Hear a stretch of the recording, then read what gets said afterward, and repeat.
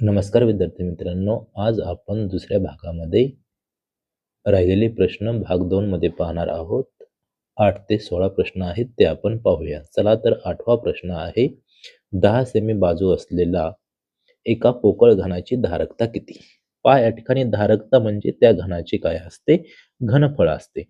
मग घनाचे घनफळ बरोबर काय सूत्र आहे? बाजूचा घन. मग बाजू किती आहे? 10 सेमी. मग 10 चा घन येईल 10 गुणिले 10 गुणिले 10. सोपं आहे. किती येणार आहे? 1000 घन सेमी.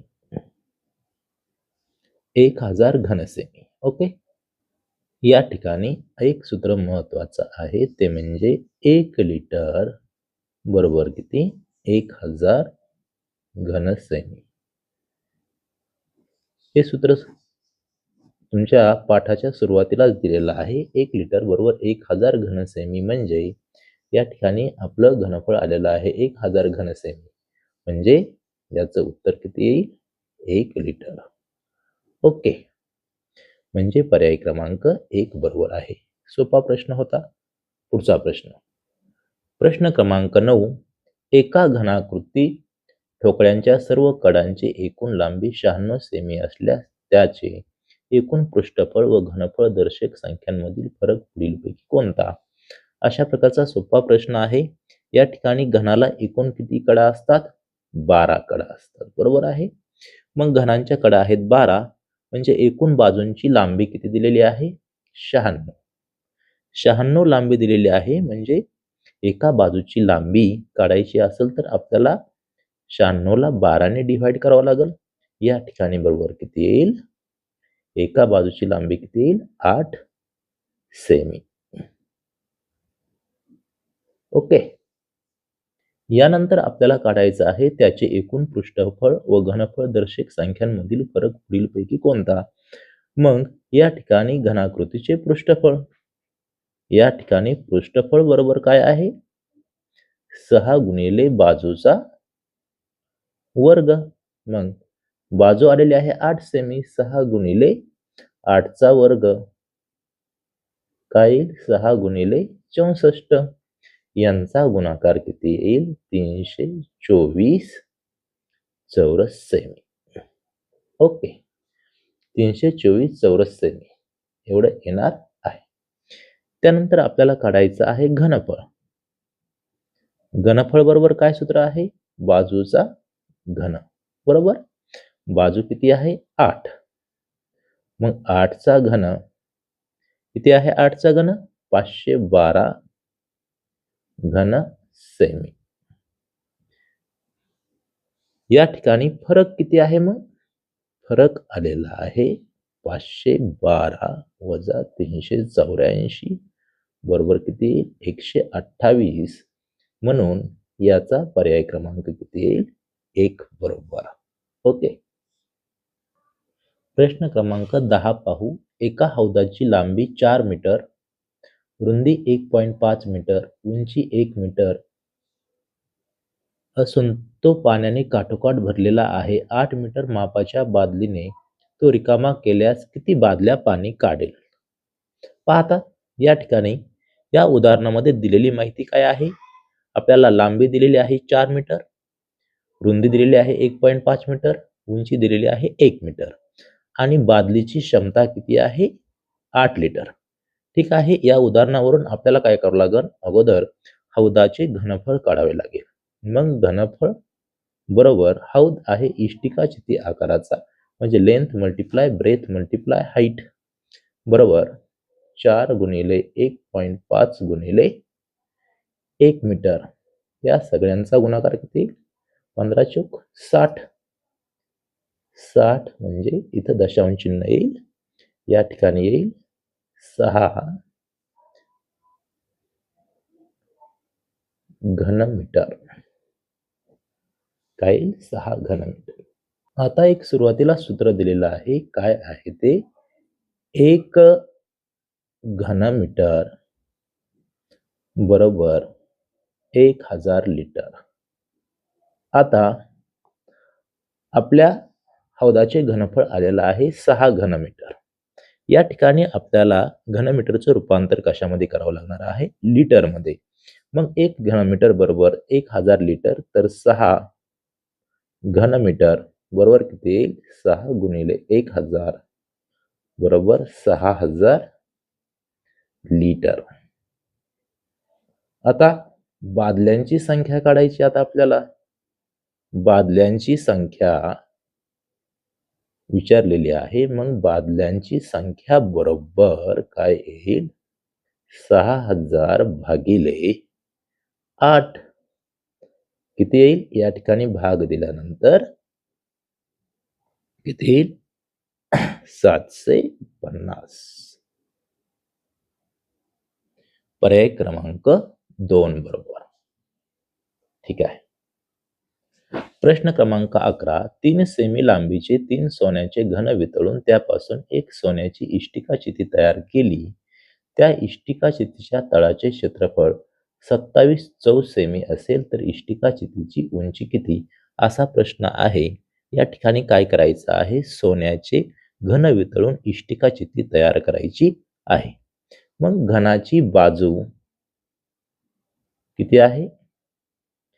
3 सेमी आणि एकूण घन किती आहेत? 3 आहेत. बरोबर आहे. मग या ठिकाणी आणि इष्टिका चितीचे क्षेत्रफळ दिलेलं आहे, तळाचे क्षेत्रफळ दिलेलं आहे 27 चौस सेमी. ठीक आहे. मग आपल्याला एकूण 3 घनाचं घनफळ काढावं लागणार आहे. मग घनफळ बरोबर किती येईल? 3 घनाचे काढायचे म्हणजे 3 गुणिले घनफळ बरोबर काय असतो? बाजूचा घन. म्हणजे 3 सेमी बाजू दिलेली आहे, 3 चा घन. बरोबर. 3 घन आहेत म्हणून या ठिकाणी आपण 3 घेतलेला आहे. किती येईल? 3 चा घन 27 बरोबर 81 काय येईल? घन सेमी. आणि आपल्याला इष्टिका चितीचे घनफळ काढावे लागणार आहे. इष्टिका चितीचे घनफळ बरोबर काय सूत्र आहे? Length multiply breadth multiply height. मग या ठिकाणी इष्टिका चितीचे तळाचे क्षेत्रफळ किती दिलेले आहे? 27 चौस सेमी. म्हणजे लेंथ मल्टिप्लाय ब्रेथ, तळाचे क्षेत्रफळ किती आहे? 27. आणि या ठिकाणी हाईट काढलेली आहे. तर एकूण घनफळ 81 घनसेमी यायला पाहिजे, कारण की 3 घनांपासून ही इष्टिका तयार झालेली आहे. या ठिकाणी 81 घेऊया आपण. काय येईल परत? हाईट बरोबर 81 भागिले 27. 27 एक 27. 27 त्रिक किती? 81. म्हणजे हाईट आपल्याला उंची बरोबर विचारलेलं आहे. उंची बरोबर किती येणार आहे? 3 सेमी. ओके. म्हणून या ठिकाणी पर्याय क्रमांक काय बरोबर येणार आहे? 4. 3 सेमी. ठीक आहे. समजलं सर्वांना? पहा, पुढील प्रश्न सोडूया. प्रश्न क्रमांक 12. एका घनाची बाजू 12 सेमी आहे असे धातूचे 3 घन वितळून एक इष्टिका चिती तयार केली. त्या इष्टिका चितीचे तळाचे क्षेत्रफळ 144 सेमी असेल तर त्या इष्टिका चितीची उंची किती? हा या अगोदरच्या प्रश्नाप्रमाणेच प्रश्न आहे. चला आपण सोडूया. या ठिकाणी 3 घनाचे घनफळ बरोबर काय असणार आहे? इष्टिका चितीचे घनफळ. ठीक आहे. या ठिकाणी आपल्याला घनाची बाजू 12 सेमी दिलेली आहे. एकूण घन किती आहेत? 3 आहेत. आणि इष्टिका चितीचं क्षेत्रफळ किती दिलेलं आहे? तळाचे क्षेत्रफळ 144 चौस सेमी असेल तर इष्टिका चितीची उंची आपल्याला विचारलेली आहे. मग 3 घनाचे घनफळ काढू आपण. घनफळ बरोबर 3 घनाचे काढायचे. काय सूत्र आहे? बाजूचा घन. मग 3 गुणिले बाजूचा घन.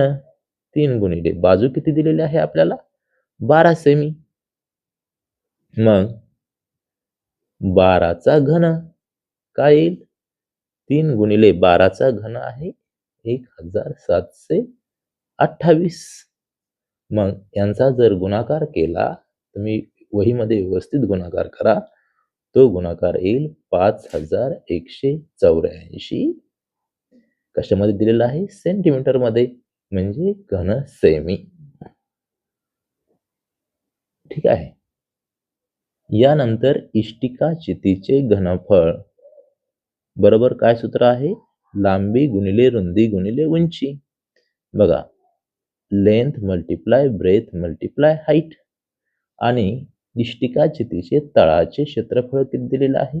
144, म्हणजे तळाची लांबी गुणिले रुंदी. काय उत्तर असणार आहे? 144. आणि 3 घनांचे क्षेत्रफळ बरोबर काय असणार आहे? इष्टिका चितीचे घनफळ. मग या ठिकाणी इष्टिका चितीचे घनफळ किती आलेलं आहे? 5184 घनसेमी. आता आपल्याला काढायची आहे हाईट.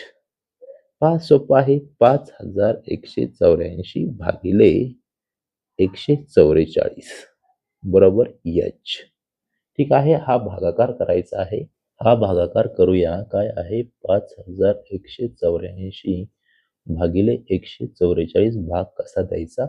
अगोदर 14 ने भाग द्या. 14 1 14, 14 28, 14 त्रिक 42, म्हणजे 103 चा भाग जाईल. करा गुणाकार. हा जर गुणाकार केला तर 432 उत्तर येईल. 432 ही वजाबाकी करा. तुमच्या या ठिकाणी वजाबाकी येईल 86 आणि हे 4. या ठिकाणी वजाबाकी 86 नाही येणार, सॉरी. या ठिकाणी येईल 86 बरोबर आहे. आणि हातचे 4. ठीक आहे. आता कितीचा भाग जाईल? 14 ने भाग देऊन पहा अगोदर. 14 1 14, 14 28, 14 त्रिक 42, 14 चौक 56, 14 पंचे 70, 14 सख 84. अगोदर गेलचा 3चा, आता गेलेला आहे 6चा. आता 144 गुणिले चा भाग गेलेला आहे 6चा. बघा गुणाकार करून काय येईल? 6 चौक 24 ला 4, हातचे आले 2. 6 चौक 24, 25, 26, हातचे आले 2. 6 1 6, 6, 2 किती? 8, म्हणजे 864 बरोबर. या ठिकाणी किती आलेला आहे भागाकार? 36, म्हणजेच आपली उंची बरोबर किती आलेली आहे? 6 सेमी बरोबर. उंची किती आलेली आहे? 6 सेमी. म्हणजे पर्याय क्रमांक, म्हणजेच या ठिकाणी आपली उंची किती आलेली आहे? 36 सेमी. उंची किती आलेली आहे? 36 सेमी. या ठिकाणी उंची 36 सेमी आलेली आहे. ठीक आहे. म्हणजे पर्याय क्रमांक काय बरोबर आहे? 36. ठीक आहे. पहा उदाहरण पाहून घ्या. पुढचे उदाहरण पाहू. प्रश्न क्रमांक 13 पहा. 50 मीटर लांब, 6 मीटर उंच व अर्धा मीटर रुंद अशी भिंत बांधण्यासाठी 25 सेमी लांब, 15 सेमी रुंद व 5 सेमी उंच मापाच्या किती विटा लागतील? जर विटांची संख्या या ठिकाणी उदाहरणामध्ये विचारली असेल तर काय करायचं आहे? सर्व मापे अगोदर एकाच एककामध्ये मनातल्या मनात रूपांतरित करा. या ठिकाणी मीटर मध्ये दिलेले आहेत मापे विटांचे मापे दिलेले आहेत सेंटीमीटर मध्ये. मग आपल्याला सर्वांना माहिती आहे काय? 1 मीटर बरोबर किती? 100 सेमी बरोबर. मग आपल्याला विचारलेलं आहे विटांची संख्या. मग मनातली मनात करा पाहू. 50 मीटर बरोबर 1 मीटर बरोबर 100 सेमी. तर 50 मीटर बरोबर किती येणार आहे? करा. या ठिकाणी विटांची संख्या काय येणार आहे? भिंतीचे एकूण घनफळ भागिले विटेचे घनफळ. 50 गुणिले 100 काय येणार आहे? 2 शून्य वाढतील 5000. 6 गुणिले 100, 2 शून्य वाढतील 600. आणि किती? या ठिकाणी अर्धा मीटर आहे. अर्धा मीटर म्हणजे किती येईल? 100 चे अर्धा 50 बरोबर. या ठिकाणी लांबी गुणिले रुंदी गुणिले उंची. इष्टिकाची त्या आकाराची भिंत आहे. विटा किती लागतील? विटाही इष्टिकाची त्या आकाराच्या आहेत. मग लांबी गुणिले रुंदी गुणिले उंची किती? 25 गुणिले 15 गुणिले 5. या ठिकाणचं कॅल्क्युलेशन करायचं आहे. पहा आता, करा. या ठिकाणी आपण भाग देऊया. 5 एक 5, 5 10 50, 15 एक 15, 15 दोन्ही 30, 15 त्रिक 45, 15 चौक 60 आणि 0. 25 एक 25, 25 दोन्ही 50 आणि 2 शून्य. किती राहिले आता? 200 गुणिले 40 गुणिले 10, 4 दोन्ही 8 आणि किती शून्य? 1 2 3 4 शून्य. ठीक आहे. किती? 80,000. पर्याय क्रमांक 4. सोपं उदाहरण होतं. पुढील उदाहरण पाहू. प्रश्न क्रमांक 14 पाहूया. एका इष्टिकाचिती आकाराच्या टाकीची लांबी रुंदीच्या दीडपट असून तिची उंची लांबीच्या दुप्पट आहे. टाकीचे एकूण घनफळ 4500 घनमी असल्यास टाकीची उंची किती? पहा या ठिकाणी काय करावं लागल?